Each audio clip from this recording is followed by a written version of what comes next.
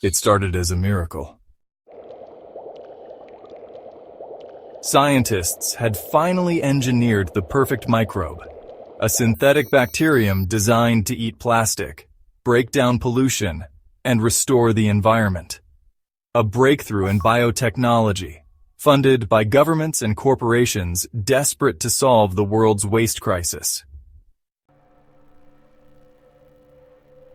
The first deployment happened in early 2025, a controlled release at an industrial waste site in India.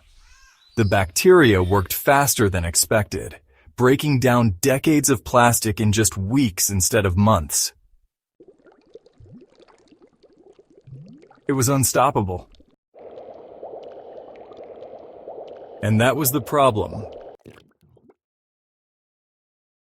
At first, the mutations were subtle.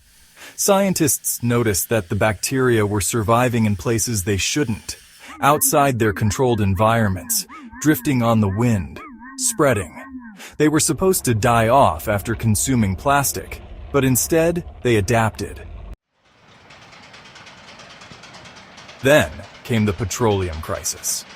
By late 2025, oil refineries around the world started reporting malfunctions. Pipelines corroding, storage tanks breaking down, fuel reserves vanishing into sludge. The synthetic bacteria had learned to digest crude oil. By early 2026, the entire global supply chain began to fail. Gas stations ran dry, airplanes were grounded, factories shut down. But that wasn't the worst part, because the bacteria kept evolving. By mid-2026, food supplies collapsed. Farms that had once used plastic mulch to retain moisture saw their soil turn to dust. Packaged goods spoiled as the bacteria ate through every synthetic container. Even medical supplies vanished. Syringes, IV tubing, artificial organs, all consumed. And then, it made the jump. The bacteria wasn't just eating plastic anymore. It had mutated to consume carbon-based matter. Organic life. At first, it targeted simple organisms, certain plants, bacteria, insects. Then, fish started washing up on shores, their bodies dissolving into an unrecognizable mass. Livestock collapsed in fields, their flesh breaking down like rotting fruit. And then, it came for us. Hospitals filled with the first human cases, strange, flesh-eating infections that no antibiotic could stop. The bacteria ignored healthy cells at first, preferring weaker tissue, scarred skin, dead cells, fat. But as it adapted, it learned to consume more. Governments declared states of emergency, but nothing could contain it. The bacteria was in the air, the water, the soil. It wasn't just an outbreak. It was the new dominant life form. By late 2026, the world's most powerful governments gathered for emergency summits. Each country had its own idea for stopping the bacteria, and each solution failed spectacularly. The United States launched firebombing operations over infected regions, hoping extreme heat would kill the bacteria. It adapted. China flooded water systems with biochemical agents to dissolve the bacteria. It absorbed the chemicals and mutated, becoming even stronger. Europe sealed off entire nations, hoping isolation would slow the spread. But the bacteria was already airborne. Russia detonated hydrogen bombs over infected regions. The bacteria burrowed deeper, embedding itself in the water cycle.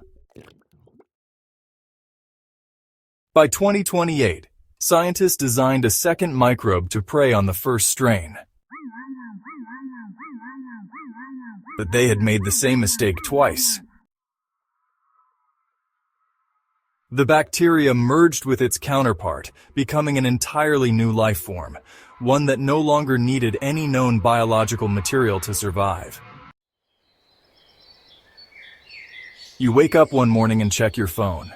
No new updates. The internet has been unreliable for weeks, but now it's just gone. You look outside. The streets are empty, the air thick with an unnatural stillness. A few houses away, your neighbor loads his car with whatever he can carry. But where would he even go? You go to the grocery store, but it's been cleared out for days. The shelves are gone too. The bacteria ate them. A woman stands in the frozen food aisle, staring at the empty space where the refrigerators used to be. She's not even crying. Because she knows.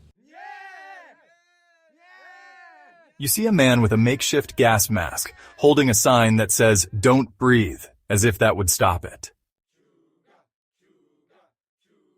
People still pretend to fight back. There are news reports about governments trying to engineer a counter-virus, but deep down, you already know the truth. You knew the moment you saw the first patch of skin on your arm turn pale and soft. You knew the moment your dog stopped barking and just laid down shivering and never got up again. You knew when the last military evacuation order played on the radio, but no one came. And as you sit in the ruins of your old life, in a world slowly dissolving around you, you realize something worse than death itself. It wasn't war. It wasn't fire. It wasn't an asteroid or a nuclear bomb. Humanity was erased by something it created, something that did exactly what it was designed to do. Something that never even knew we existed.